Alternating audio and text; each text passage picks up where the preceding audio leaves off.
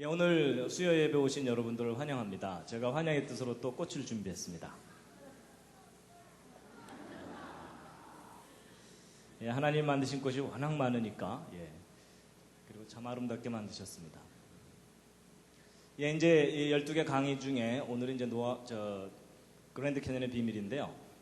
창세기 6장 13절 말씀 함께 읽으시겠습니다. 시작.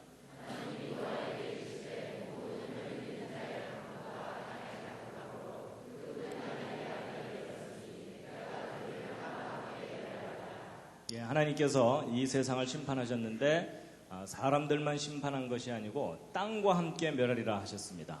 그래서 하나님께서 이 땅을 심판하셨던 사건의 그 분명한 증거가 이제 그랜드 캐년입니다.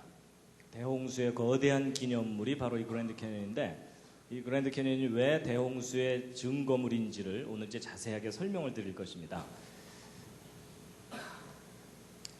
지난번 노아홍수 이야기할 때 그 전 세계가 완전히 물로 뒤덮였을 때 그때 지구를 휩쓸고 도는 물들이 거대한 퇴적 현상을 일으키게 되는데, 이제 그것이 그랜드 캐년도 그 중에 이제 하나다라고 말씀을 드렸었습니다.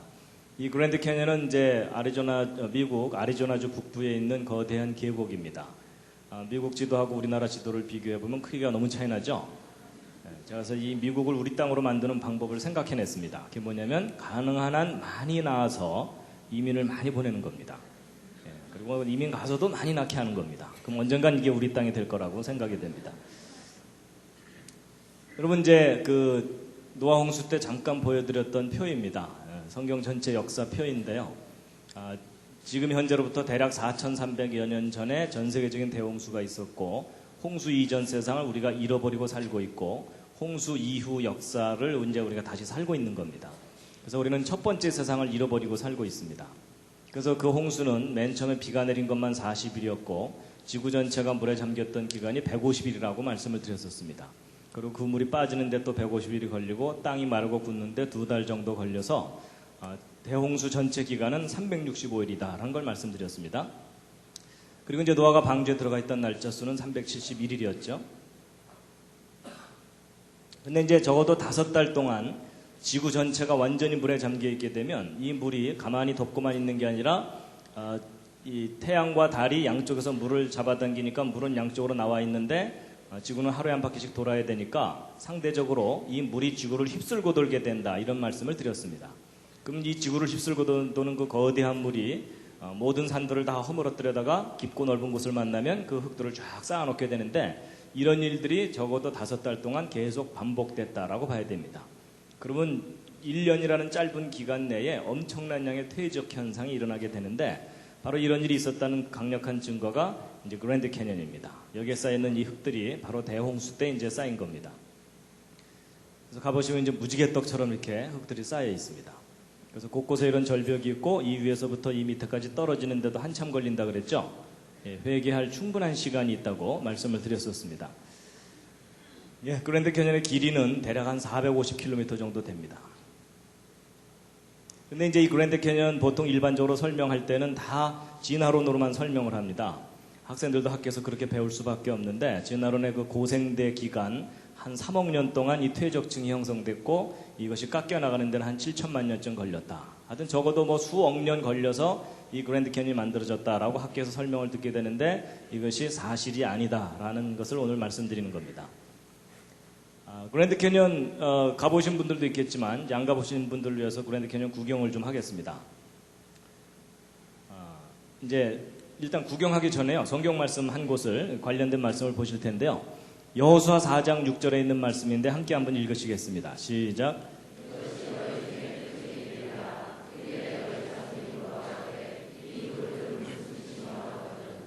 이 부분이 이제 어떤 장면이냐면, 이스라엘 민족이 이집트에서 노예 생활을 하다가 이집트를 탈출해서 가나안 땅을 들어가게 됩니다.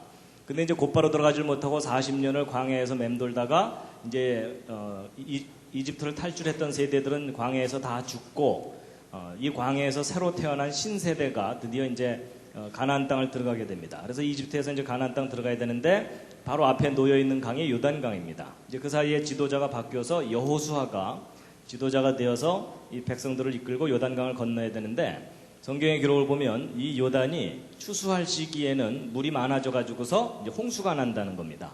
그래서 일반 사람들이 건너가지 못하는데 한두 명도 아니고 적어도 100만 명이 넘는 사람들이 요단강을 건너가야 되는 상황입니다. 근데 이제 하나님께서 그때 기적을 베푸셨죠. 그래서 이 흐르던 요단 강물이 갑자기 뚝 끊기면서 흘러내려오던 물들은 그 위로 쫙 쌓이고, 그리고 그 끊긴 곳에서부터 마른 땅이 드러나가지고 이스라엘 민족이 무사히 그 요단강을 건너갔다, 이런 기록이 나옵니다. 믿으십니까? 예, 표정을 봐서 별로 안 믿으시는 것 같습니다. 근데 이제 제가 이제 그 기적을 말씀드리려는 게 아니고, 온 이스라엘 백성이 마른 땅으로 이제 요단강을 건너갔는데, 건너가고 나서 여호수아 장군이 이제 명령을 내립니다. 백성들에게. 그래서 무슨 명령을 내리냐면, 요단강 바닥에 있던 돌 12개를 꺼내 갖고 나와라. 그래서 바깥에다 이렇게 쌓아놔라. 그리고 바깥에 있는 12돌을 요단강 중앙에다가 옮겨놔라. 그러니까 바꿔치기를 한 거죠. 그 다음에 이제 바깥에 쌓아오는 이 돌들에 대해서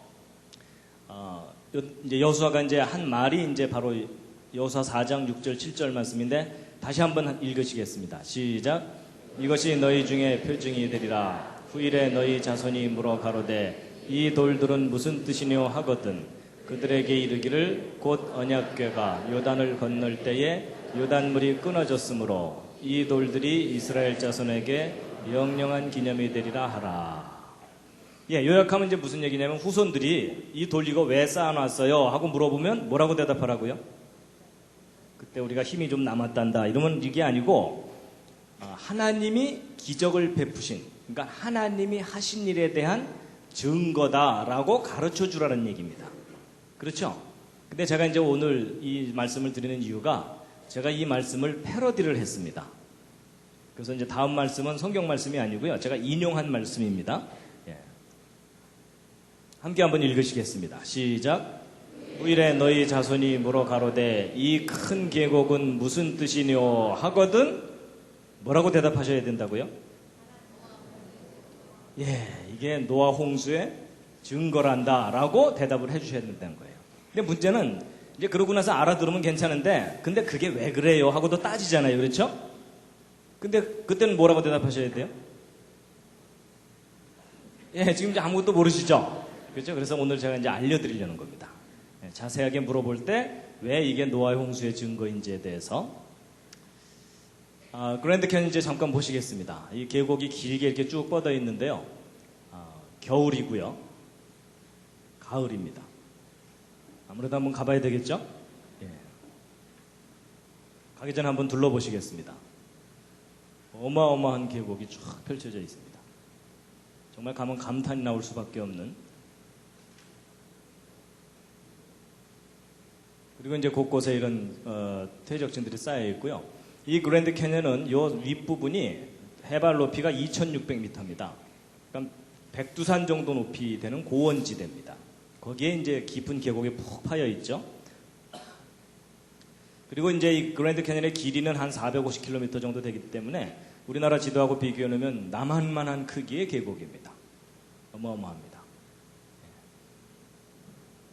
그래서 이제 보시면 여기 사람 여기 보이십니까? 예. 그리고 절벽이 이렇게 있고 또 요 밑에 계곡 밑으로 내려가는 길이 이렇게 있고요. 예. 그래서 여기서 아무리 소리쳐봤자 저쪽에서 들리지도 않습니다. 예, 멋있죠? 나중에 구경 가셨을 때 기념사진 찍을 장소 미리 알려드리는 겁니다. 근데 여기서 사진 찍을 때 좀 더 뒤로, 좀 더 뒤로 이러시면 안 됩니다.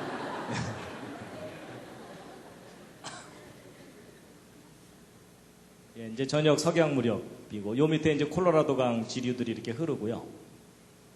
예, 참 뭐 신비한 모습들을 보여주는 곳이고요. 예, 남자분들은 가면 래프팅을 한번 꼭 하시기 바랍니다. 그리고 이제 폭포들도 있고 옛날 요새터도 있고, 예, 그리고 이제 북쪽에는 이 포엘 호수라는 큰 호수가 이렇게 있습니다. 무슨 케이크 조각 같은 이런 퇴적층들도 있고요. 멋있죠? 예, 하여튼 단체로 가시다가 말 안 듣는 분들은 중간에 내려놓고 가시면 됩니다. 근데 여행 다니다 보면 꼭 뭐 약속 시간에 늦게 나오고 이런 분들은 여기다 다 묶어놓고 오면 됩니다.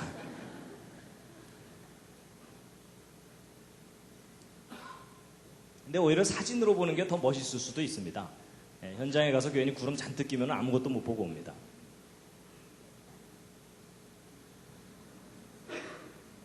참 신기하죠. 근데 여기는 이제 그랜드 캐년이 아니고 이 그랜드 캐년에서 좀 북쪽으로 떨어져 있는 브라이스 캐년이라고 하는 곳입니다. 근데 침식 지형이 아주 기가 막히게 만물상처럼 발달해 있고요. 이런 기둥 하나하나가 꽤 큽니다. 이런 것들이 꽤 커가지고 이런 기둥들 밑으로 지금 여기 사람 말 타고 내려가는 거 보이십니까? 개미떼처럼. 그리고 이건 좀 남성적인 계곡인데 이것은 이제 시온 계곡이라고 자이언 캐년이라고 하는 곳인데 성악 연습하려면 이런 데 가서 해야 되겠죠? 그래서 이제 그랜드 캐년, 자이언 캐년, 브라이스 캐년 이렇게 이제 계곡들이 아주 멋있게 있습니다. 그리고 이제 계곡 아래로 내려가는 길들도 있어가지고요. 이제 보통 이렇게 걸어서 내려갔다 오기도 하고 돈 좀 있는 분들은 말 타고 내려갔다 오고 돈 좀 더 있는 분들은 비행기 타고 왔다 갔다 하고 그럽니다.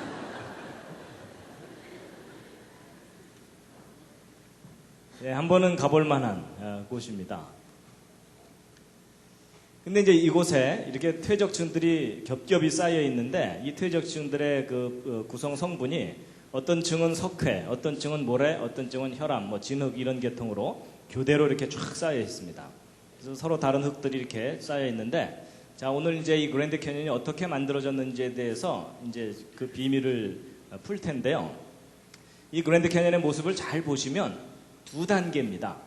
모양을 잘 보시면 일단 흙이 다 쌓이고 난 다음에 깎여 나갔습니다. 그렇죠? 예. 뭐 쌓이다가 중간에 깎인 게 아니고 일단 다 쌓이고 난 다음에 깎여 나간 그런 모습입니다.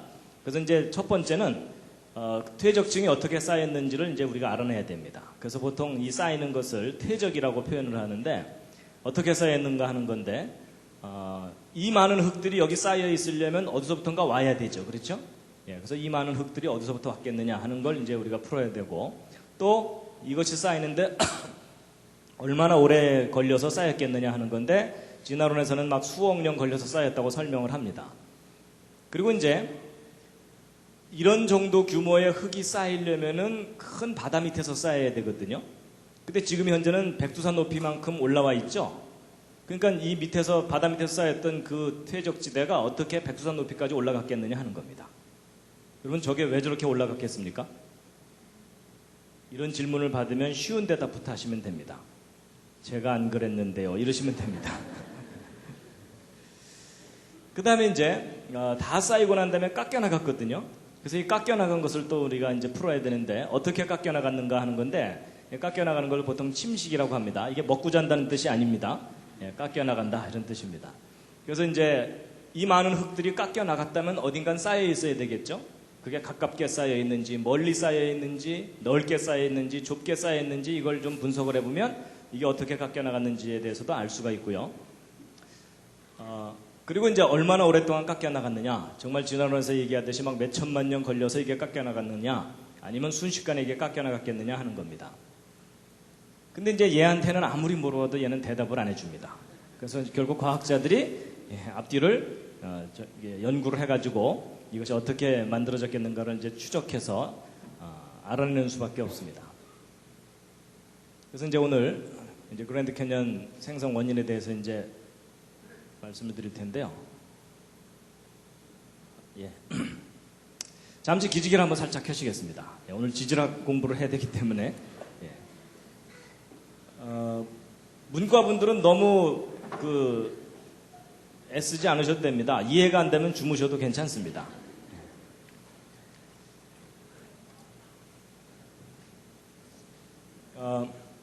지금 현재 지구상에 있는 이런 수많은 지질학적인 지형물들이 어떻게 만들어졌겠느냐 하는 것에 대해서 크게 두 가지 이론이 있습니다. 하나가 이제 동일과정 이론이고 하나가 격변론이라는 겁니다. 동일과정 이론을 영어로 쓰면 이렇게 깁니다. 시험 안 봅니다. 예. 그리고 이제 격변론 이렇게 있는데 이제 동일과정 이론은 뭐냐면 아주 쉽습니다. 오늘날 비바람에 의해서 산이 깎여나가고 그 깎여나간 흙이나 이런 것들이 강이나 이런 것들에 의해서 실려 내려와 가지고 호수나 바다 밑바닥에 쌓이게 되죠. 이런 일이 과거나 지금이나 미래나 계속돼 왔을 거다라고 보는 관점입니다. 그래서 세워라 내워라 하면서 이 그랜드 캐니언의 퇴적층들이 쌓였을 거다라고 보는 시각인데, 그래서 그랜드 캐니언의 퇴적층들은 오랜 세월 동안 한 층 쌓이고 또 한 층 쌓이고 이런 식으로 계속 쌓여 올라갔다라고 보는 겁니다. 그래서 이 동일 과정 이론은 주로 시간이라는 관점으로 해석하는 겁니다. 그래서 이렇게 많이 쌓이려면 무지 오랜 세월이 걸렸겠구나 이렇게 이제 보는 관점이고요. 그 반대로 격변론은 뭐냐면 성경 창세기에 기록되는 노아의 홍수와 같은 사건으로 설명하는 겁니다. 그래서 이 그랜드 캐니언의 이 퇴적층들은 오랜 세월 동안 서서히 쌓인 게 아니라 대홍수 기간 내에 아주 빠르게 쌓인 거다라고 보는 건데, 예를 들어 이 그랜드 캐니언의 퇴적층이 어떻게 쌓였다고 보냐면, 아마 이제 다음 장면이 좀 생소하실 텐데요. 이 그랜드 캐니언 퇴적층이 지구를 휩쓸고 도는 물들에 의해서 순식간에 한 층, 두 층, 세 층 이렇게 쌓였다는 겁니다. 이런 장면은 좀 생소하시죠? 그죠? 예, 그래서 이제 격변론은 사건으로 설명을 하는 겁니다. 그래서 이제 전 세계를, 전 지구를 뒤덮었던 대홍수 때 이 그랜드 캐니언 퇴적층들이 쌓인 거다라고 보는 관점인데요. 자, 이 그랜드 캐니언이 어떻게 만들어졌는지에 대해서 비밀을 풀려면 관찰을 잘해야 됩니다. 과학적 연구의 제일 첫 번째 단계가 관찰이거든요. 그래서 관찰을 정확하게 하면 비밀을 풀 수가 있습니다. 이 그랜드 캐니언의 퇴적층이 어떻게 쌓였는지 관찰을 해보면 뚜렷한 세 가지 특징이 있습니다. 첫 번째 특징은 뭐냐면 퇴적층이 아주 넓은 범위에 걸쳐서 쌓여 있다는 겁니다. 그리고 두 번째 특징은 뭐냐면 퇴적층 사이의 경계면이 아주 뚜렷하다는 겁니다. 그래서 예를 들면 여기 어두운 부분과 밝은 부분의 경계가 아주 뚜렷하죠. 예, 서서히 변해가지 않고 갑자기 변했어요. 색깔이. 그래서 뚜렷한 경계가 특징이고, 또 세 번째 특징은 뭐냐면 퇴적층들이 아주 평평하게 쌓여 있다는 겁니다. 울퉁불퉁하게 쌓이질 않고. 그러면 이렇게 광범위하고 뚜렷한 경계를 가진 평평한 퇴적층이 형성된 원인이 있겠죠. 이제 그 원인을 우리가 추적해야 되는데, 일단 이 그랜드 캐니언이 있는 지역이 이 부분이거든요. 그러니까 이렇게 넓은 지역에 퇴적층이 쌓이려면 이게 호수나 강 정도 규모가 아니라 큰 바다 밑바닥에서 퇴적층이 형성됐다라고 봐야 됩니다. 그러니까 첫 번째 질문에 대해서는 아주 쉽습니다. 대답이. 근데 이제 두 번째가 이제 뭐냐면, 두 번째는 이 뚜렷한 경계인데요. 어느 정도나 뚜렷하면, 아까는 멀리서 본 사진이지만 이번엔 좀 가까이 가서 보시면요, 이 모래층하고 진흙층하고 경계가 이렇게까지 깨끗하게 경계가 이루어져 있습니다. 마치 칼로 두부를 잘라놓은 것처럼. 그래서 너무나 뚜렷한 경계면을 갖고 있는 것이 참 신기합니다. 그래서요, 이제 이렇게 뚜렷한 경계를 가진 것에 대해서 이제 예를 들면 이제 이런 겁니다. 이제 바다 밑에서 또는 하여튼 물 밑에서 퇴적층이 쌓여야 되는데, 처음에 이제 진흙층이 한 층 이렇게 쌓였다고 치자고요. 그러고 나서 이제 모래층이 그 다음에 와서 연속적으로 계속 쌓이게 되면 이런 왼쪽처럼 쌓이겠습니까? 오른쪽처럼 쌓이겠습니까? 물속에서 계속 쌓여 올라갔다면 당연히 오른쪽처럼 쌓이겠죠. 그렇죠? 이렇게 깨끗한 경계를 가질 수가 없어요. 왜냐하면 누군가 이 앞에 서갖고 지금부터 진흙, 반입, 금지 뭐 이러면서 통제하는 사람 없잖아요. 그렇죠? 그러니까 오른쪽처럼 이렇게 서서히 변해가면서 쌓여야 되는데, 그랜드 캐니언은 오른쪽처럼 쌓여있지 않고 왼쪽처럼 쌓여 있습니다. 그렇다면 계속 쌓여 올라간 게 아니라는 얘기입니다.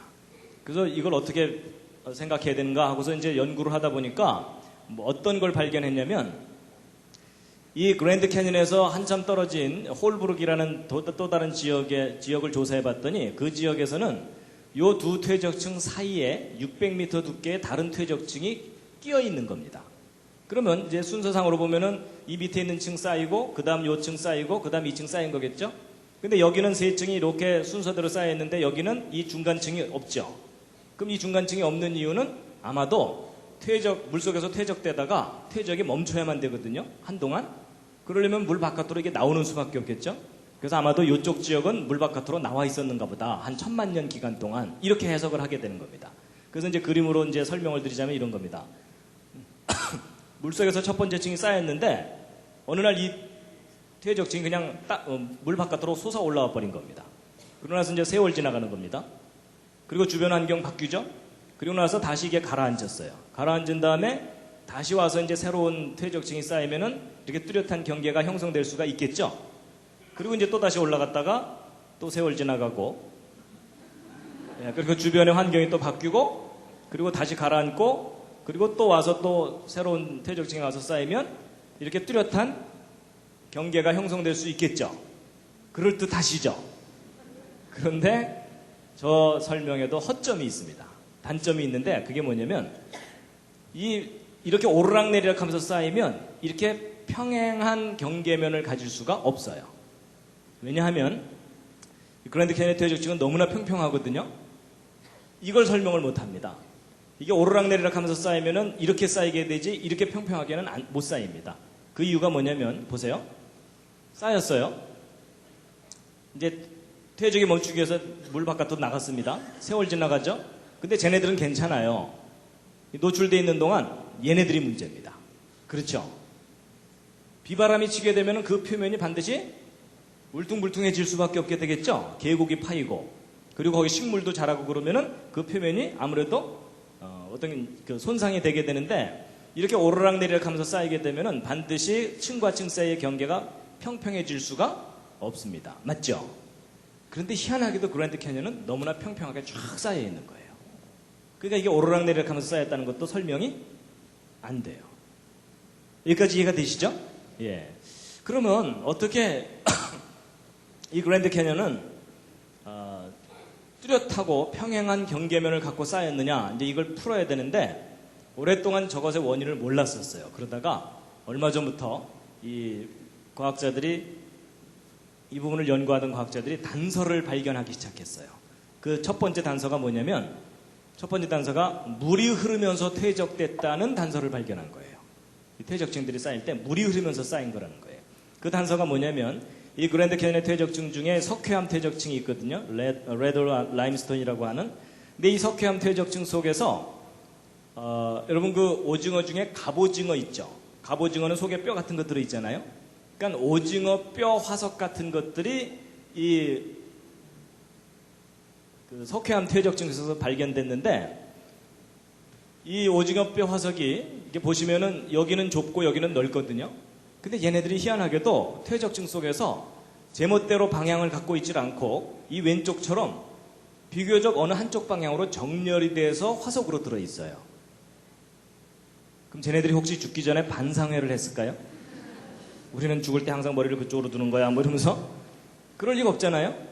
그럼 쟤네들이 저렇게 머리를 한쪽으로 이렇게 두고 한쪽 방향으로 정렬이 돼서 대충 발견된다는 얘기는 뭔가 저렇게 정렬이 되도록 외부에서 힘이 가해진 거잖아요. 그렇죠? 그러니까 사람들이 그때 뭐 돌려놓을 수도 없고, 그렇다면 아마도 이렇게 물이 흘렀기 때문에 쟤네들이 방향을 틀은 게 아니냐, 이렇게 보는 거예요. 그래서 예를 들면 이제 이렇게 놓여있던 것도 물이 이쪽으로 좀 세게 흐르면 물의 힘 때문에 이렇게 방향이 돌아가게 되죠. 그러면 이 그랜드 캐니언의 퇴적층이 물이 흐르면서 쌓인 퇴적층이구나 라는 것을 알게 됐어요. 자, 그 다음에 이제 그 물이 어느 정도 규모로 흘렀겠느냐 하는 건데, 보세요. 어마어마한 규모로 물이 흐른 거예요. 그래서 이 대경류에 의해서 퇴적된 건데, 여러분 이것은 그랜드 캐니언의 퇴적층 중에 한 단면인데요. 여기 빨간 옷을 입은 사람 보이시죠? 근데 지금 여기 돌멩이 큰 거 보이시죠? 바위. 직경 5m, 무게 200톤짜리 바위인데, 이 바위가 원래 이 자리에 있던 바위가 아니고 휩쓸려 와서 쌓인 바위예요. 그럼 여러분 이렇게 큰 바위가 휩쓸려 올 정도면 어느 정도 물이 흘렀어야 되는지 짐작해 가시죠? 그래서 이게 이제 그랜드 캐니언의 제일 아랫부분 퇴적층 속에서 발견된 건데요. 이런 것들이 집채만한 돌이에요. 자, 보세요. 물이 이렇게 오른쪽으로 흘러갈 때 어떤 돌멩이를 움직이려면 상당히 빠른 물이 흘러야 됩니다. 그래서 이 돌을 이렇게 움직이게 되는데, 근데 이거보다 더 큰 돌을 움직이려면 더 센 물이 필요해요. 맞죠? 그런데 이따만한 돌이 움직이려면 이따만한 물이 흘러야 됩니다. 너무 이해가 쉬우시죠? 그렇죠? 그러니까 과학자들이 바보가 아닌 이상 저렇게 큰 돌이 움직이려면 어느 정도 파괴력이 있는 물이 흘러야 되는지 알잖아요. 그렇죠? 그렇다면 이렇게 큰 돌들이 그랜드 캐니언 퇴적층 속에 푹푹 박혀 있다는 얘기는 어마어마한 규모의 물이 흐르면서 퇴적이 됐다는 것을 증명해 주는 겁니다. 그러니까 이런 큰 돌들이 막 그랜드 캐니언 속에 들어있으니까 거대한 물이 흐르면서 퇴적층이 형성된 거예요. 그러니까 절대로 오랜 세월 동안 서서히 쌓인 게 아니에요. 여러분, 물이 아무리 많이 흘러도 흐르는 속도가 느리면은 이 돌 못 굴리는 거 아시죠? 그리고 물이 아무리 빨리 흘러도 물의 양이 작으면 이 돌 못 굴리죠? 그러니까 어마어마한 규모의 물이 흐르면서 퇴적층이 형성된 겁니다. 자, 그런데 이제 그런 어마어마한 규모의 물이 어느 정도 범위에 걸쳐서 흘렀겠느냐 하는 겁니다. 그러니까 미국 땅 고지역만 일부만 흘렀겠느냐, 아니면 전 지구를 뒤덮는 홍수가 있었겠느냐 하는 건데, 전 지구적인 규모의 퇴적이 일어났다는 강력한 증거가 있습니다. 그게 뭐냐면, 여러분 지금 현재 지구 곳곳에 화산들이 터지면서 화산 속에서 쏟아져 나오는 이 용암이나 이런 것들이 굳어져서 형성된 암석을 화성암이라고 합니다. 이게 화성에서 가져온 암석이다 그 뜻이 아닙니다. 그 다음에 이 강 주변에 모래들이 와서 쌓여갖고 굳어진 암석을 뭐라 그럴까요? 이걸 퇴적암이라고 그럽니다. 이제 이렇게. 근데 이제 제가 퀴즈를 하나 드리겠습니다. 어차피 서로 정답을 모르니까 우기셔도 됩니다. 여러분 지금 현재 지구 전체 통계를 내보면 화성암이 지구 표면을 덮어가는 속도하고 퇴적암이 지구 표면을 덮어가는 속도를 비교해보면 어느 쪽이 빠를까요? 옆에 있는 분과 한번 상의해 보시기 바랍니다. 어차피 모르니까 우기셔도 됩니다. 근데 이 부분이 상당히 중요한 겁니다. 어느 쪽이 훨씬 더 빠르냐면요. 정답은 화성암 쪽이 훨씬 빠릅니다. 그러니까 화산활동에 의해서 터져나온 것들이 지구 표면을 덮어가는 속도가 훨씬 빨라요. 압도적으로 빨라요. 그럼 여러분 저런 식으로 해서 지금까지 세월이 흘러왔다면 지금 현재 지구 표면에는 어떤 암석이 더 많이 덮고 있어야 될까요? 당연히 화성암이 절반 이상을 덮고 있어야 돼요. 맞죠? 저런 추세로 계속돼 왔다면. 그러니까 이제 보세요.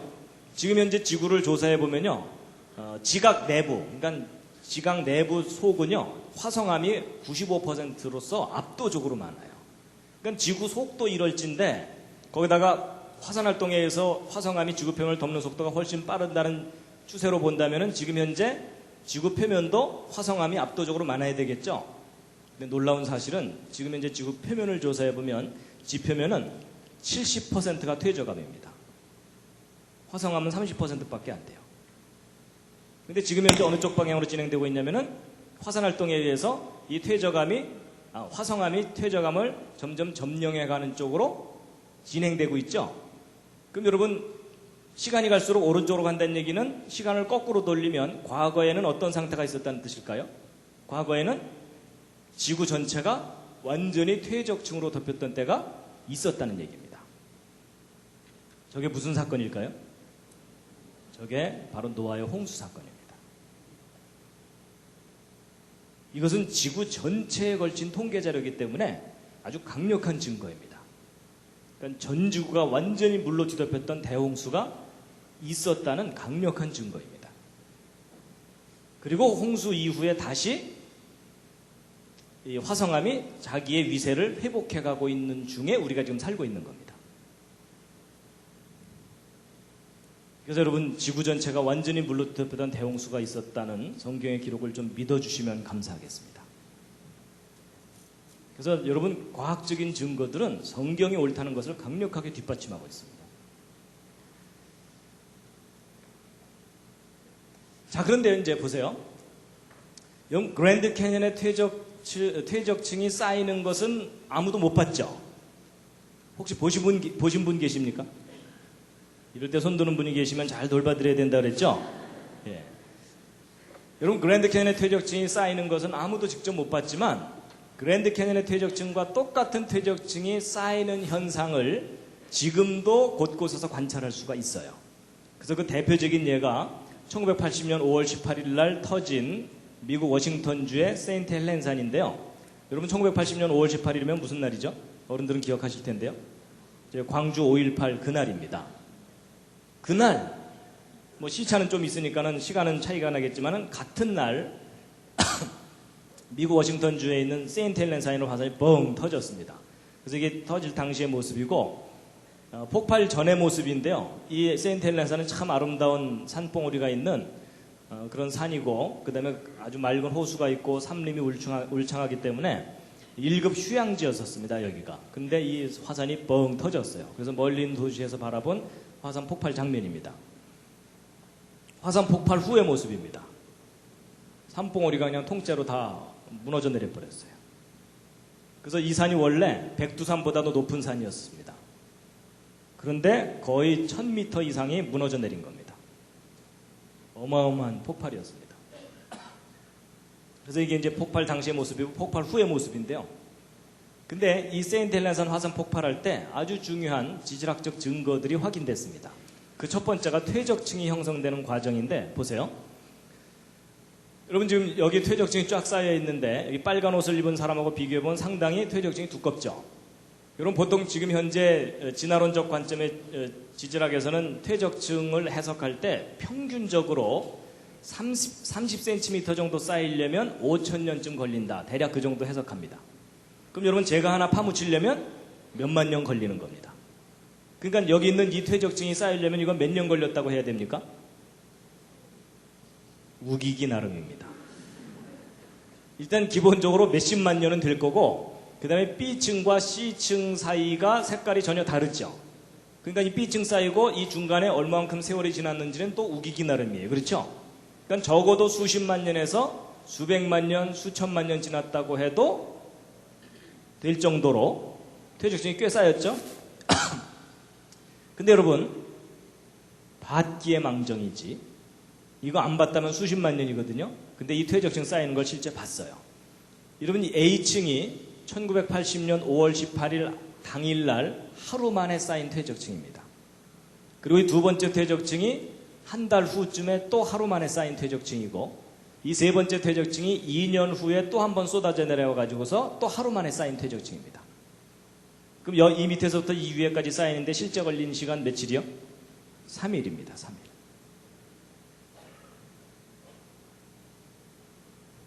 여러분, 대개 보고 온 사람하고 안 보고 온 사람하고 둘이 싸우면 누가 이깁니까? 대개 안 보고 온 사람들이 이기죠? 근데 여러분, 누가 이기느냐가 중요한 게 아니라 어느 게 사실이냐가 중요합니다. 맞죠? 이건 안 보면 수십만 년인데 받기의 망정이지. 그렇죠? 3일이에요, 3일. 여러분, 퇴적층이 얼마나 빠르게 형성되는지를 실제 본 건데요. 근데 이제 여러분 중에 또 머리가 빨리 돌아가시는 분들은 무슨 생각을 하냐면, 야, 이게 뭐 왕창 쌓인 것하고 오랜 세월 동안 서서히 쌓인 것하고는 모양새가 다르지 않겠느냐. 아무래도 왕창 쌓이면은 막 뒤섞여서 쌓일 테니까 그 속에 아무런 무늬가 없을 거고, 오랜 세월 동안 겹겹이 쌓이면은 층층이 무슨 세월의 흔적이 있을 거다. 그런 생각 드시죠? 근데 여러분, 특히 두 번째 퇴적층 보세요. 이게 하루 만에 쌓인 퇴적층인데, 이 하루 만에 쌓인 퇴적층 단면을 보면요, 마치 오랜 세월 동안 쌓인 것 같은 층 무늬가 있어요. 자세히 다가가보면 이런 식으로까지 세밀한 층들이 형성되어 있습니다. 근데 이게 하루 만에 왕창 쌓인 거예요. 그것도 화산이 폭발하면서 쏟아져 내려온 것들이 시속 60km 속도로 휩쓸고 내려가면서 쌓은 거예요. 그럼 여러분 생각해보세요. 막 휩쓸려 내려가면 그 안에서도 뒤섞일 거 아니에요? 뒤섞여서 쌓일 것 같은데 희한하게도 휩쓸려 내려가면서 쌓였는데 저렇게 층무늬가 생겼어요. 희한하죠? 그래서 야, 어떻게 저렇게 층무늬가 생기는가에 대해서 실험을 했어요. 그런데 그 비밀이 풀렸어요. 뭐냐면, 지금 전 세계 곳곳에 이렇게 쌓여있는 이 줄무늬 퇴적층들의 비밀이 있습니다. 그게 뭐냐면, 이제 이게 아주 재밌는 실험인데요. 고운 모래하고 굵은 모래 두 개를 뒤섞었어요. 뒤섞은 다음에 이 비커에다 넣고 깔때기를 통해서 쭉 흘려내리면 여기에 쌓이게 되거든요. 근데 생각해 보세요. 여기도 섞여 있죠. 흘러내리면서도 섞이죠. 이 밑에 떨어지면서도 뒤섞이죠. 그러면 우리가 생각하기에 이 밑에 쌓이는 흙은 막 뒤섞여서 쌓일 것 같은 생각이 드시죠. 근데 놀랍게도 이렇게 떨어져 내리면서 쌓이는데 이렇게 쌓여요. 이게 삼겹살의 비밀입니다. 그래서 야 어떻게 저렇게 쌓이는가? 제가 사진으로만 보여드리면 또 이 트릭을 쓴다 그러실까봐 실제 쌓이는 모습을 보여드릴게요. 자, 보세요. 잠이 확 깨실 겁니다.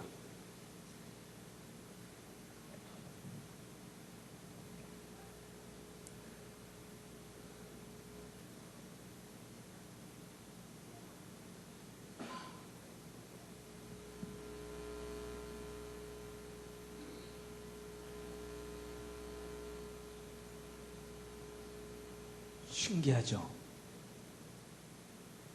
여러분 이게 원리가 뭐냐면요. 이 검은색이 굵은 모래라 그랬죠? 굵은 모래가 어느 정도 쌓이다 보면 쭉 미끄러져 내려요. 가는 모래는 남고. 그래서 이게 층이 생겨요.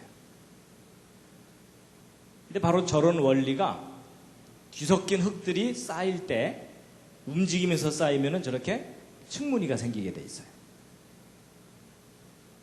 여러분 그저 옥수수 튀긴 거 이렇게 큰 거부터 되게 먼저 집어먹게 되잖아요. 그렇죠? 근데 한참 집어먹다 보면 자꾸 손에 조그만 게 걸리니까는 한 번씩 그 통 흔들어주면 큰 게 쫙 위로 올라오죠? 여러분 이게 어려운 얘기가 아닙니다. 바로 그 원리입니다. 그렇죠? 지금이야 이제 쌀들이 잘 나오지만은 옛날에는 막 쌀에 돌들 섞여 있으니까는 쌀통을 막 흔들면은 돌은 밑으로 내려가고 쌀은 위로 올라오고 이러니까는 돌을 골라내고 이러는 거죠? 바로 그런 원리가 작용하는 겁니다. 거대한 흙덩어리가 한쪽으로 쫙 휩쓸려 가게 되면 그 안에서 자기들끼리 굵은 것과 가는 것이 분리가 일어나면서 줄무늬가 생기게 돼 있어요. 그러니까 자기들끼리 막 흘러가면서 야야 줄 서 이러면서 쫙 이렇게 층무늬가 생기게 돼 있습니다. 그래서 여러분 이게 바로 퇴적층이 갑자기 쌓이면서도 마치 오랜 세월 동안 여러분 이거 밭개망정이지 안 봤으면 여름 겨울 뭐 이랬을 거 아니에요. 그렇죠?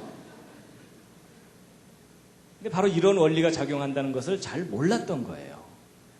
그러니까 우리 주변에서 이제 퇴적층 쌓일 때마다 그냥 이제 겹겹이 쌓인 거 보면은 그냥 이게 오랜 세월 동안 쌓인 거라고 잘못 해석했던 겁니다.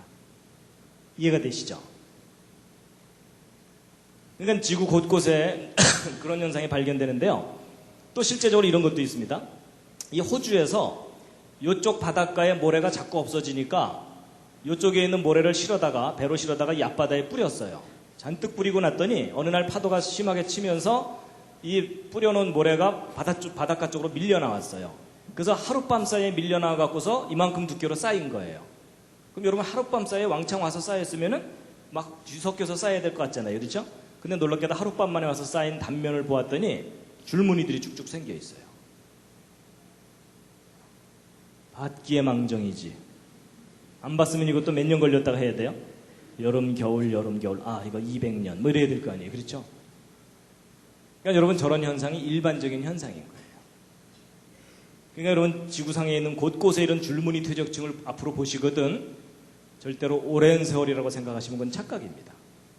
규모만 더 클 뿐이지 거대한 퇴적층이 순식간에 확 휩쓸려가면서 이런 무늬를 만들게 됩니다. 그래서 여러분 앞으로 이제 여행 다니시면요 이제 이런 줄무늬들을 많이 보시게 될 거예요. 제발 저 앞에 가서 오 장구한 세월 이러지 마시기 바랍니다.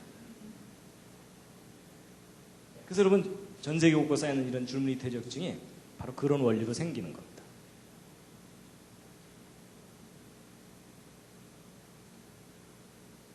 자, 잠시 기지개 한번 쫙 켜시고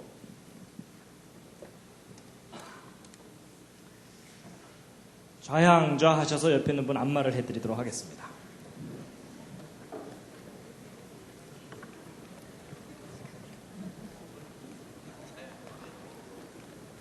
늘 그렇듯이 옆에 앉은 분이 오케이 할 때까지입니다.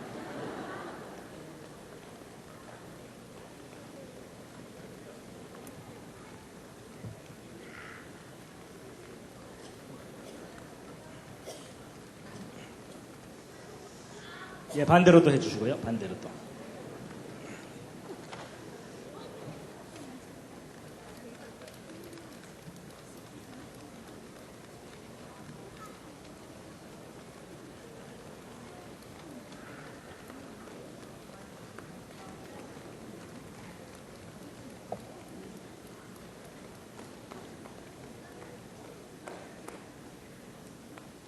예.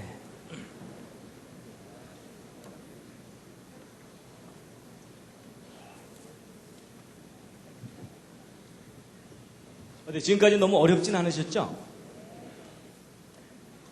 대답이 신통치 않으신 걸 보아서 저게 내 인생과 무슨 상관이냐 뭐 거의 그러시면서 이제 들으시는 것 같습니다.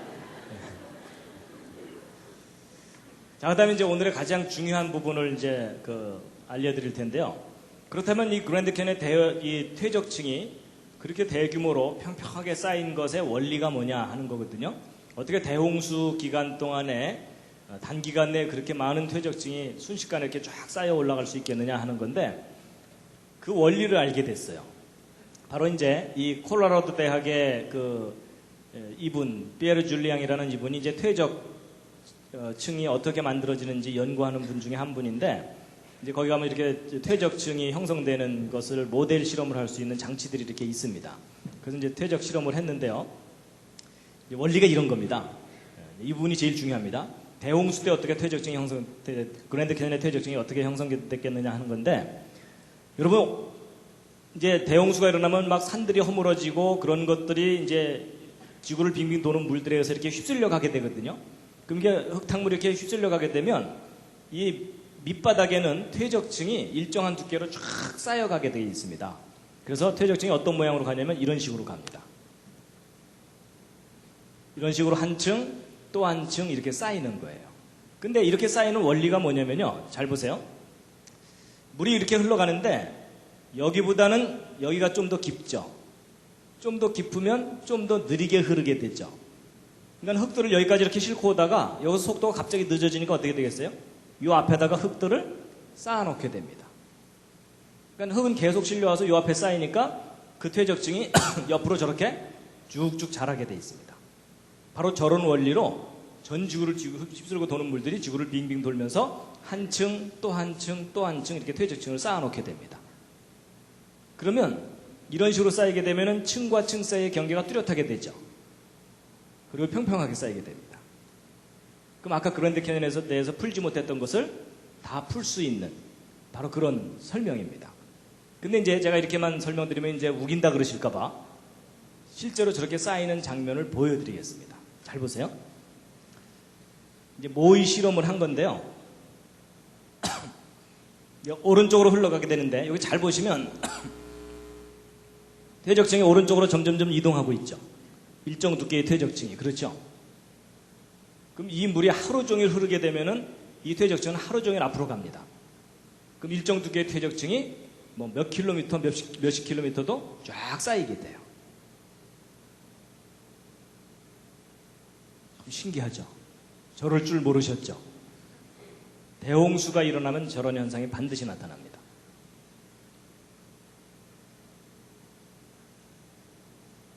그 다음에 이런 퇴적층이 생기기 시작하는 장면을 보실 텐데 여기 이제 흙들을 막 위로 올려보내는 겁니다. 그럼 이제 오른쪽으로 이렇게 이제 흘러가게 됩니다. 그러면은 그 밑바닥에서 어떤 일이 벌어지냐면 새로운 퇴적층이 하나 딱 생겨요. 생기면은 그 퇴적층이 옆으로 쫙 자라나기 시작합니다. 그럼 이 물이 계속 흐르는 이 한 층은 옆으로 계속 가게 돼 있어요. 이렇게 한 층 한 층 쌓이는 겁니다. 그래서 실제로 이제 대홍수가 일어났을 때 물 밑에서는 이제 어떤 일이 벌어지는지에 대해서 이제 보시면요. 오른쪽으로 이제 물이 흘러가는 겁니다. 흘러가게 되면 여기는 좀 쌓이고 여기는 막 깎아냅니다. 이제 산들을 허물어뜨리는 거죠. 이런 깎은 흙들을 또 싣고 가다가 또 여기는 쌓아놓고 그리고 또 이제 한동안 이 평평하면은 계속 싣고만 갑니다. 물이 흐르는 속도가 있으니까. 그래서 쭉 싣고 가다가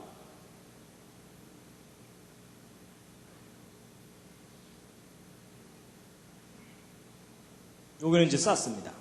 한 층을. 그리고 이제 여기는 점점점 얕아지니까는 조금씩 깎아냅니다. 어떤 부분은 깎아내고 어떤 부분은 쌓고 뭐 이런 일들이 벌어지는 겁니다. 그래서 여기는 또 쌓고 여기는 또 막 깎아내고. 그러니까 대홍수 때 물속에서 어떤 일이 벌어지는지 대충 이제 상상이 가시죠. 그러니까 거대한 산들을 허물어뜨려다가 그걸 쫙 싣고 가다가 평평한 곳을 만나면 거기다 쫙 한 층을 쌓아놓고 또 쌓아놓고 그러니까 쌓이는 곳은 계속 쌓이게 돼 있습니다.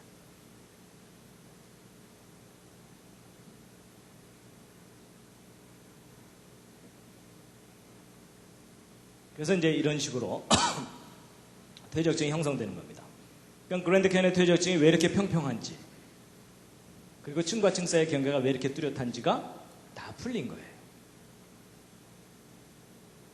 그러니까 전지구를 뒤덮은 대홍수가 분명히 있었던 겁니다. 그래서 다시 한번 보여드리면 이제 이런 겁니다. 한 층이 쫙 가고요. 또 한 층이 또 가고 이런 식으로.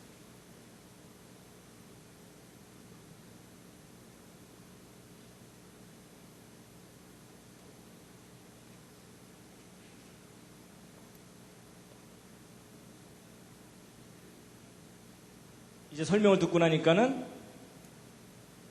그렇게 보이죠? 이제 세뇌당하신 겁니다. 그러니까 여러분 예전에는 이 모든 것들을 성경적인 관점으로 설명한다는 것이 엄두가 안 나는 일이었습니다. 몰랐으니까.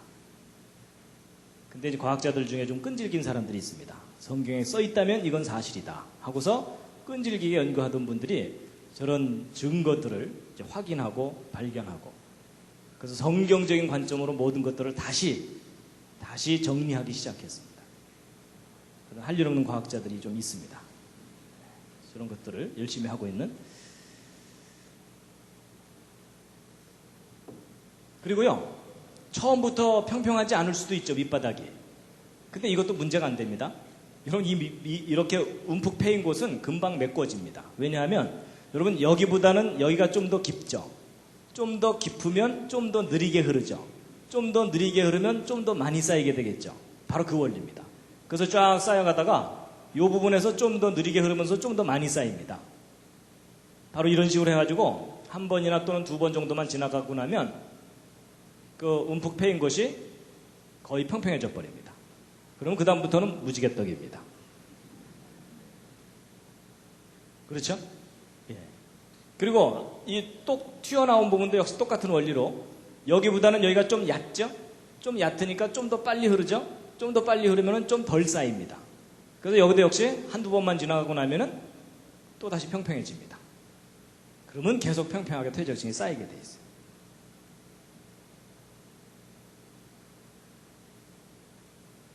백문이 불여일견이죠. 여러분 제가 이거를 이렇게 그림으로 설명드리지 않고 말로만 하면요, 여러분 20분만 지나면 다 혼수 상태입니다. 그렇죠?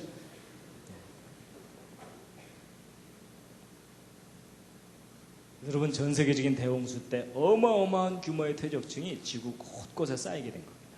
바로 이런 원리로.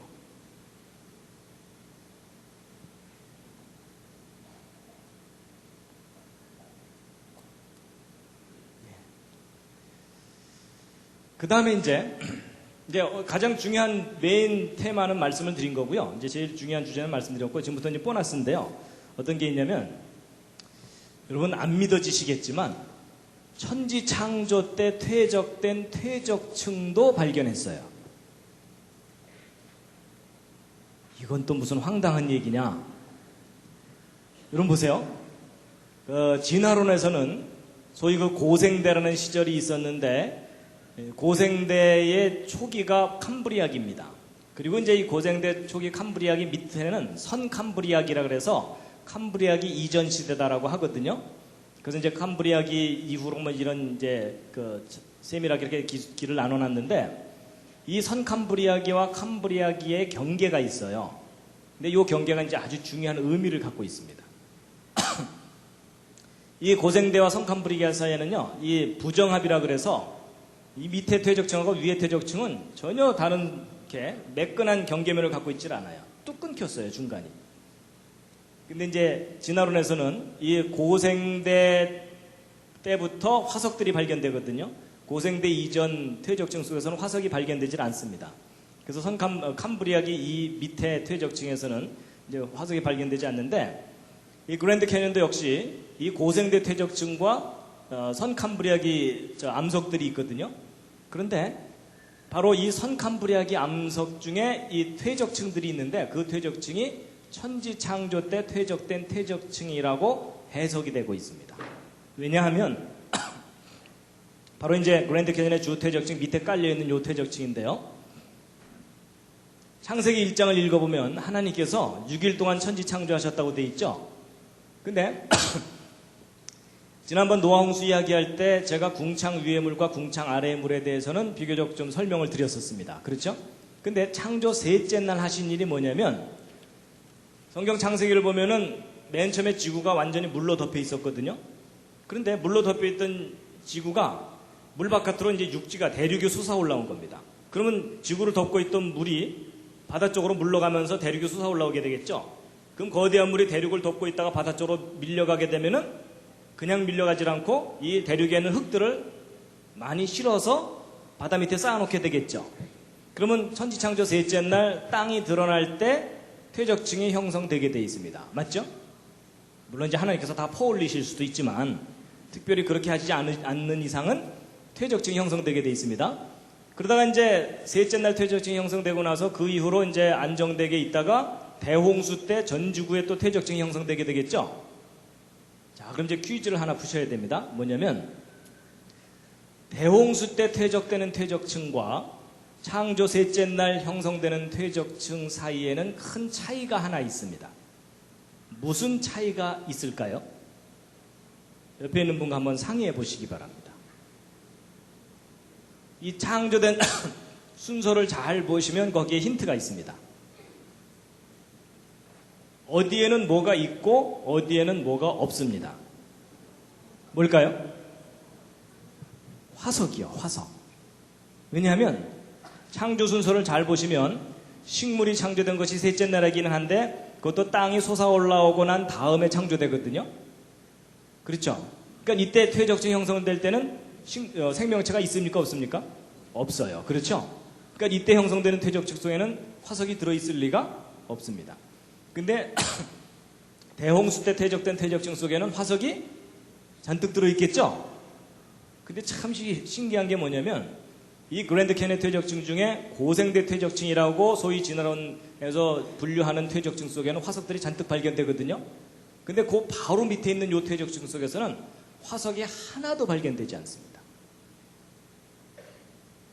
그래서 이 진화론을 주장하는 학자들한테는 저게 미스테리예요. 왜냐하면 여기서는 화석이 하나도 없다가 요 바로 위에 퇴적층에서 화석들이 다다다다닥 하고 와그락을 발견되거든요.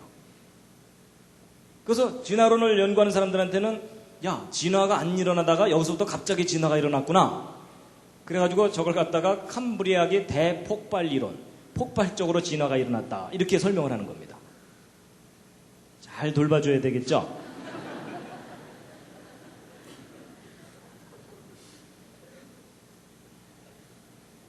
그게 아닌 거예요. 성경하고 비교해서 연구해 보았더니 그게 아닌 거예요. 바로 이 밑에가 천지창조 때 형성된 퇴적층이고 그 윗부분이 바로 대홍수 때 형성된 퇴적층이다라는 것을 알게 된 거예요.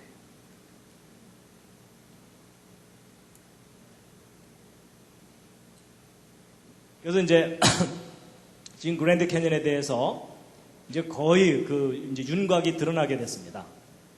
그동안 이제 미국 지질학, 미국 창조론, 미국 창조과학회에서 이 그랜드 캐니언을 집중적으로 지질학적 관점으로 연구를 했는데 그 결과 이제 대략 어떻게 보고 있냐면 이 그랜드 캐니언의 주 퇴적층이 홍수 전반부, 그러니까 150일 동안 지구 전체가 완전히 물에 잠겨 있을 때 형성된 퇴적층이라고 보고 있고 그 밑에 깔려있는 퇴적층이 바로 이제 천지창조 때 퇴적된 퇴적층이 홍수 초기에 왕창 깎이고 그 후에 다시 이제 퇴적층이 쌓인 거라고 보고 있고요. 그 다음에 이제 자이언 캐년 이쪽에 요 퇴적층을 홍수 후반부 퇴적층이라고 보고 있고, 그다음에 브라이스 캐년이 있는 이쪽 퇴적층이 홍수 이후 퇴적층이라고 보고 있습니다. 그래서 이 그랜드 캐년을 포함하는 이 지역은 홍수 이후까지도 계속 바다 밑에 잠겨서 계속 퇴적이 일어났던 곳이라고 보고 있고요. 그 다음에 이제 지금 현재 미국 대륙이 솟아 올라왔잖아요. 그럼 물속에 들어있던 대륙이 솟아 올라오려면 물이 점점점 얕아지면서 그 위를 흐르는 물의 속도가 빨라지죠. 그러면 거기에 쌓였던 퇴적층이 솟아 올라오는 도중에 많이 깎여나가게 되겠죠. 그래서 요 부분이 이게 미국 대륙이 솟아 올라올 때 깎여나갔던 것이라고 보고 있습니다.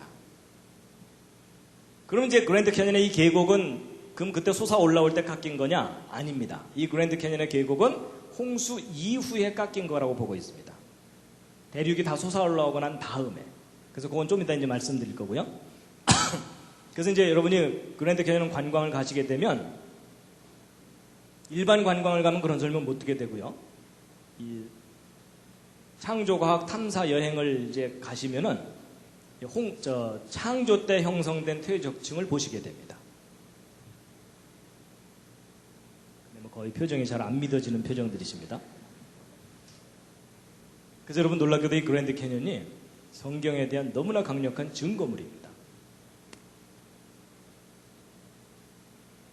자, 그 다음에 이제 지금까지 쭉 설명드린 내용이 그랜드 캐년의 퇴적층이 형성되는 과정에 대해서 설명드린 겁니다. 이제 지금부터는 이제 계곡이 어떻게 깎여 나갔느냐 하는 겁니다. 어떻게 깎여 나갔다고요? 아까 제가 쉬운 답 말씀드렸잖아요. 제가 안 그랬는데요. 이러시면 이제 됩니다. 자, 근데 이 계곡이 형성된 것은 얼마나 오래 깎였는가, 또 어디로 갔는가, 또 어떻게 깎였는가 하는 건데요. 이 계곡이 깎여 나간 것에도 단서가 있습니다. 잘 보시면요, 거의 수직으로 깎여 나갔죠. 이게 단서예요. 왜냐하면 여러분 이 그랜드 캐니언의 퇴적층 중에는 좀 단단한 부분도 있고 연한 부분도 있거든요. 그럼 만약에 이 콜로라도 강이 오랜 세월 동안 이것을 깎아낸 거라면 단단한 데는 덜 깎이고 연한 부분은 많이 깎이겠죠. 그럼 사실 이 깎여 나가는 단면은 이렇게 울퉁불퉁해야 됩니다. 그렇죠? 근데 이 그랜드 캐니언의 이 계곡은요 거의 수직으로 쫙 깎여 나갔어요. 수직으로. 그렇다는 얘기는 오랜 세월 동안 서서히 깎여 나간 게 아니라는 얘기입니다. 그래가지고 도대체 이 그랜드 캐니언이 어떻게 깎여 나갔는가에 대해서 여러 각도로 조사를 해본 결과 아주 놀라운 단서가 뭐냐면 이겁니다. 이 부분이 이제 그랜드 캐니언 지역이거든요. 근데 그 상류 쪽에 뭔가 흔적이 있는데 무슨 흔적이 있냐면 거대한 호수가 있었던 흔적이 있어요. 그래서 이걸 좀 자세히 보시면 여기가 이제 그랜드 캐니언 지역입니다. 근데 여기 잘 보시면요, 이 부분에 좀 거뭇거뭇한 부분 있죠. 그리고 요즘 희끗희끗하게 이렇게 보이는 게 이게 뭐냐면요, 지대가 높아서 눈이 덜 녹은 지역입니다. 그러니까 이 부분이 고원지대라고 보시면 돼요. 다른 지역보다는 높은 지대예요. 근데 높은 지대가 이렇게 연결되어 있었는데 이상하게 계곡이 그 허리를 가르고 지나갔죠. 그럼 이 계곡이 없었다면 원래 이 부분이 높았던 지대였겠죠. 근데 갑자기 그 허리가 중간이 뚝 잘려나간 거예요. 그러면 지금 이 콜로라도 강은 오른쪽 위에서부터 왼쪽 아래쪽으로 흐르거든요. 근데 이 물이 이렇게 흘러야 되는데 여기가 가로막혀 있다면 이 위쪽에 뭐가 형성됐겠습니까?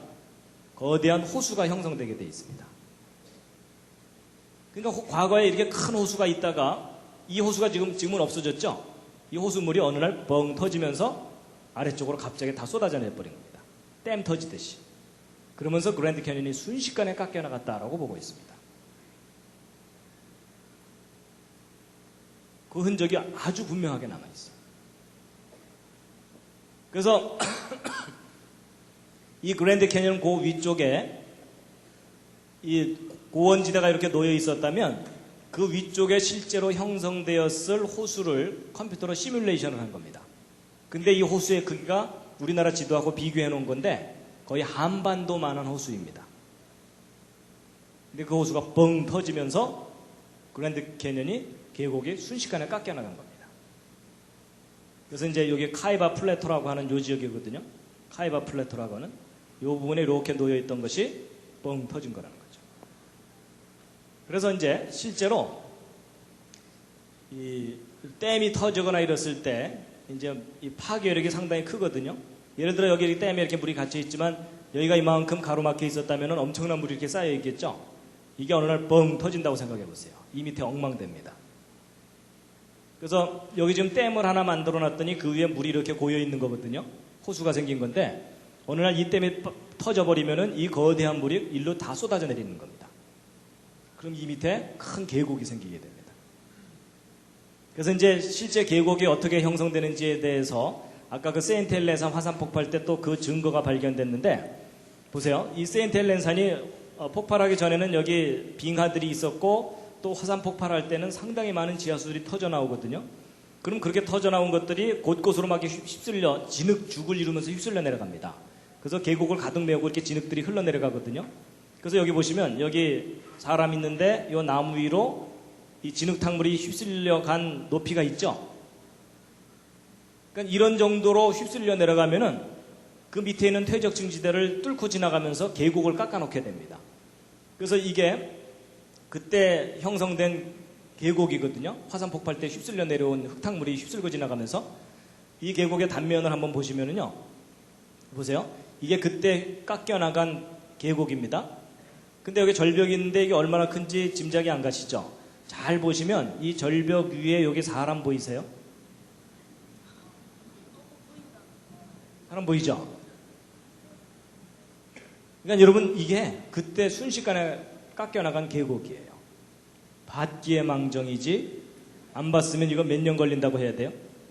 예, 비바람에 깎여나가고 그 깎여나간 흙들을 시냇물이 졸졸졸 실어 나르려면 적어도 수십만 년이에요. 그렇죠? 근데 여러분 이 계곡 그때 만들어지는 거 직접 관찰을 했어요. 3일 만에 깎여나간 거예요. 그러면 이 지역이 모래같이 푸석푸석한 곳이었느냐? 아닙니다. 그렇게 깎여나간 계곡의 밑에 내려가서 깎여나간 계곡 옆면을 바라보았더니 응회암이라고 하는 암석지대입니다. 암석지대를 흙탕물이 휩쓸고 지나가면서 깊은 계곡을 푹 파놓은 거예요. 3일 만에. 그럼 여러분 물 자체가 파괴력이 있다기보다는 그 물에 휩쓸려가는 이 돌멩이들 있죠? 이런 것들이 암석지대를 커팅하면서 지나가게 됩니다. 그러니까 이렇게 두꺼운 퇴적층과 이렇게 깊은 계곡을 순식간에 만들어 놓은 세인트헬렌산 화산 폭발은 역사상 있었던 큰 화산 폭발들에 비하면 비교적 작은 화산 폭발입니다. 근데 작은 화산 폭발인데 이 정도 규모의 퇴적층이 형성된다는 거 보면은 이거보다 더 큰 규모의 대격변이 일어나면 훨씬 더 큰 규모의 퇴적층과 계곡이 형성되는 것을 얼마든지 짐작하실 수 있겠죠? 그게 바로 이제 그랜드 캐년입니다. 여러분 이 계곡을 깎아놓은 것은 사람들이 삽으로 판 게 아닙니다. 자연의 힘에 의해서 저런 계곡이 깎여나가는 거거든요. 근데 얼마든지 가능합니다. 근데 이제 보세요. 아까도 말씀드린 것처럼 그랜드 캐년의 계곡이 직접 깎여나가는 것은 아무도 못 봤잖아요. 그렇죠? 그런데 그랜드 캐년과 너무나 똑같이 생긴 계곡이 순식간에 만들어지는 것을 직접 봤어요.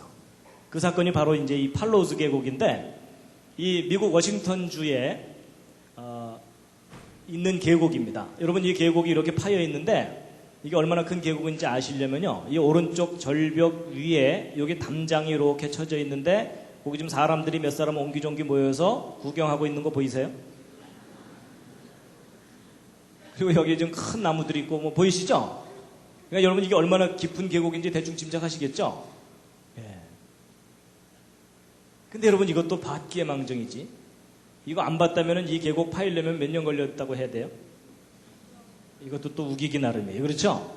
근데 여러분 이 계곡 파이는 걸 실제 봤는데 이 계곡 상류 쪽에 미졸라 호수라는 큰 호수가 있었습니다. 근데 그 호수가 이 빙하 같은 것들에 의해서 이렇게 좀 막혀 있었어요, 물이. 그러다가 여기가 뻥 터져 버렸어요. 그래갖고 이 엄청난 양의 물들이 한꺼번에 휩쓸려 내려와가지고 조금 전에 이 계곡을 순식간에 깎아놓은 겁니다. 근데 저런 계곡에 깎이는 원리가 뭐냐면요, 이런 겁니다. 호수물이 뻥 터져서 이제 흐르잖아요? 그러면 평평한 곳을 흐르더라도 어떤 일이 벌어지냐면 평평한 곳을 쫙 흐르다가 어느 한쪽에 살짝 패이죠? 그럼 그 패인 쪽이 좀 더 깊죠? 좀 더 깊으니까 그쪽으로 물이 더 많이 흐르죠? 더 많이 흐르면 더 많이 패이죠? 그러니까 한번 패이기 시작한 곳은 계속 집중적으로 패이게 돼 있습니다. 이해가 되시죠? 이게 소위 그 까니마 똑까 전법입니다. 어른들은 이해하실 겁니다. 그렇죠? 바로 그 원리에 의해서 이게 순식간에 그 호수물이 뻥 터지면서 지나가면서 이 계곡을 순식간에 파놓는 겁니다. 근데 여러분 이 팔로우즈 계곡이 이렇게 이 계곡 만들어진 거 직접 다 확인을 한 거거든요. 근데 여러분 이건 그랜드 캐니언이에요. 그랜드 캐니언. 근데 모양새가 너무나 비슷하죠. 그렇죠? 이거보다 스케일이 좀 더 클 뿐이에요. 그렇죠? 더 큰 호수가 터지면 더 큰 계곡이 생길 수 있다는 얘기예요. 그러니까 제가 이론적으로만 말씀드린 게 아니고 실제 일어났던 일까지 다 증거로 함께 말씀드리니까 훨씬 이해가 되시죠? 그래서 이제 이런 댐이나 이런 게 붕괴할 때는요, 넘치면서 터지는 경우가 있고, 그 다음에 밑으로 쫄쫄쫄 새다가 뻥 터지는 경우가 있습니다. 넘치면서 터지는 건 왜 그러냐면요, 골고루 넘치면 얘가 낮아지기만 하거든요. 근데 이렇게 넘치다 보면 어느 한쪽에 살짝 패이면 글로 집중적으로 물이 흐르죠. 그러면서 댐이 뻥 터져 버리는 겁니다. 그래서 이게 1976년에 미국의 태튼 댐이 붕괴되는 장면이고요. 또 다른 댐도 이렇게 갑자기 빵 하고 터지고, 그 다음에 이제 이 쫄쫄쫄 새다가 터지는 경우의 한 예가 이건데요.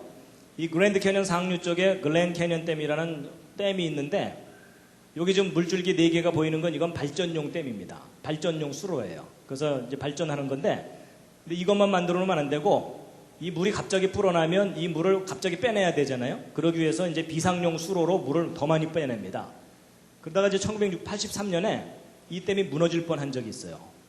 물이 불어나가지고 비상용 수로를 열었거든요. 근데 열자마자 출구 부분이 무너진 거예요, 이게. 그래서 저 수문을 조금만 늦게 닫았으면 저 댐 무너지는 거였어요. 그럼 보통 공학자들이 이런 거 설계할 때 최대 압력의 3배를 견딜 정도로 설계해서 만들거든요, 대개는. 그렇게 튼튼하게 만든 수로가 저렇게 무너져 버리는 거예요. 그러니까 물의 파괴력이 얼마나 큰지 알 수 있습니다. 그래서 이제 이게 무슨 말씀을 드리려는 거냐면, 이 그랜드 캐년 요 윗부분에 과거에 여기 높은 고원지대가 있어서 그 위에 물이 잔뜩 있었을 텐데, 이게 물이 많아져서 넘쳤든 또는 밑으로 쫄쫄 젖어서 뻥 터졌든 어느 순간 뻥 터진 거라는 거예요.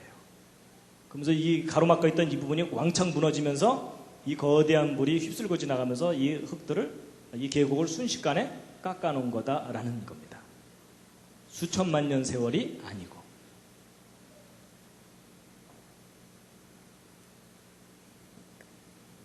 그래서요, 또 하나의 증거가 뭐냐면요, 오랜 세월 동안 서서히 깎여나갔다면은 이 콜로라도 강이 이 흙들을 싣고 갈 수 있는 능력에는 한계가 있기 때문에 오랜 세월 동안 서서히 깎였다면은 그 흙들이 여기 언저리에 많이 쌓여 있어야 되거든요.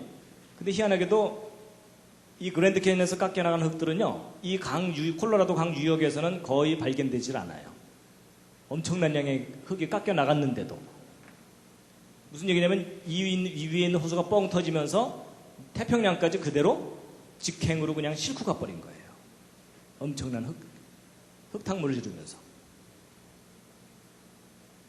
그래서 여러분, 이 그랜드 캐니언이 과거에 거대한 호수가 뻥 터지면서 거대한 물이 이쪽으로 휩쓸고 지나가면서 계곡을 깎아놓은 거다라고 제가 지금 우기고 있는 겁니다.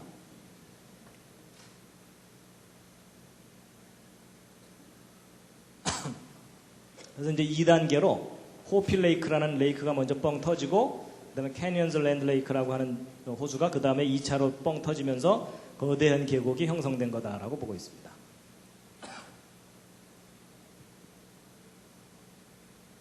그리고 이제 여기도 보세요. 이거 기념비 계곡인데, 여러분 이런 게 남아있다는 얘기는 여기가 원래 흙으로 가득 메꿔져 있었다는 뜻이겠죠? 근데 이 부분이 지금 흙이 없어졌죠? 만약에 이게 오랜 세월 동안 비바람에 깎여나가고 강에 실려간 거라면 이 흙들을 실어 나르기 위한 이 셋강들이 많이 발달해 있어야 되거든요. 근데 여기엔 그런 흔적이 거의 없어요. 그렇다는 얘기는 이 지역도 거대한 물이 휩쓸고 지나가면서 이 사이를 메꾸고 있던 흙들을 한꺼번에 다 휩쓸어 간 거겠죠? 그럼 그날 밤 얘네들이 얼마나 무서웠겠습니까?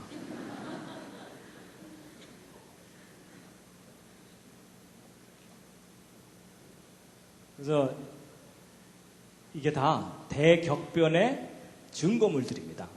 오랜 세월의 증거가 아니고.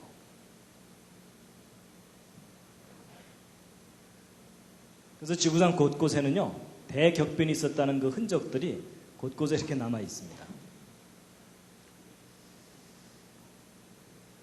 자, 다시 한번 읽으시겠습니다.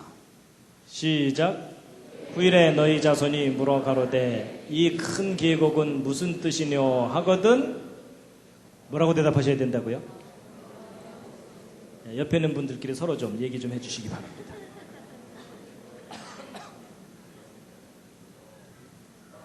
얘야, 그때 내가 졸았단다 이러시면 안 된다는 겁니다.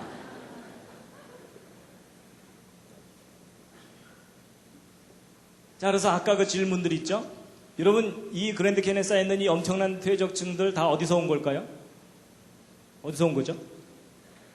전 지구를 휩쓸었던 대홍수 때 산들이 허물어지면서 쌓인 거라는 겁니다. 그리고 얼마나 오랫동안 쌓였다고요? 3억 년?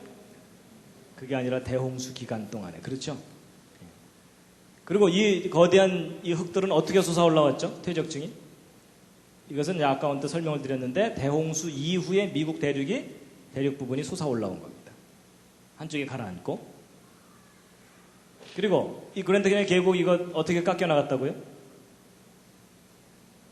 그랜드 캐년 상류 쪽에 큰 호수가 있었는데 그 호수가 뻥 터지면서 이 계곡을 깎아냈다라고 보고 있고, 그 다음에 이제 얼마나 오랫동안 깎았는가는 아까 말씀드린 대로 이제 짧은 기간 내 순식간에 깎여 나간 거고, 이 흙들 다 어디로 갔다고요? 저 태평양까지 다 실려간 거예요. 그래서 여러분 진화론에서 이야기하는 고생대, 중생대, 신생대가 있는데 이 그랜드 캐년의 퇴적층이 고생대 퇴적층이라고 설명되고 있거든요. 근데 만약에 여러분 그랜드 캐년의 퇴적층이 대홍수 1년 기간 동안 퇴적된 거라면은 실제 고생대라는 시절이 있었다는 겁니까? 없었다는 겁니까? 저게 없었다는 얘기입니다. 여러분 이게 다 뻥입니다.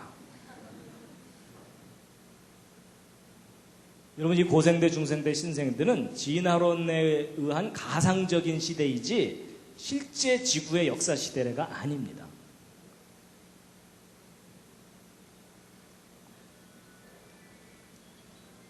예, 베드로서 3장에 말씀이 있는데 함께 읽으시겠습니다. 시작.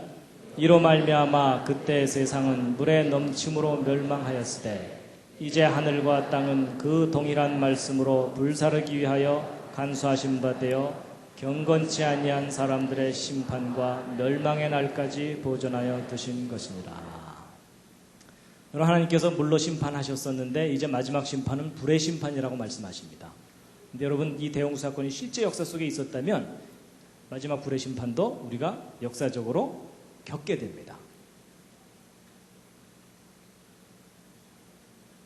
예, 그 대심판을 겪은 곳인데도 참 멋있습니다. 그렇죠?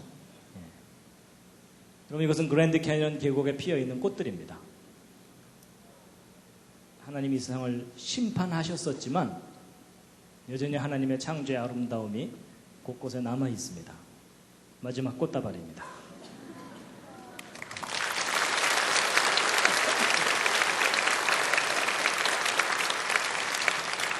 예, 이 시간 잠깐 기도했으면 좋겠습니다. 한 가지 기도입니다. 뭐냐면 지금 세상의 학교에서는 진화론만 가르치기 때문에 많은 사람들이 이 진화론 교육으로 인해서 성경을 믿지 못합니다. 여러분 이 진화론 교과서를 바꾸어 주십사고 하나님께 함께 기도했으면 좋겠습니다. 함께 잠깐 기도하신 후에 마치도록 하겠습니다.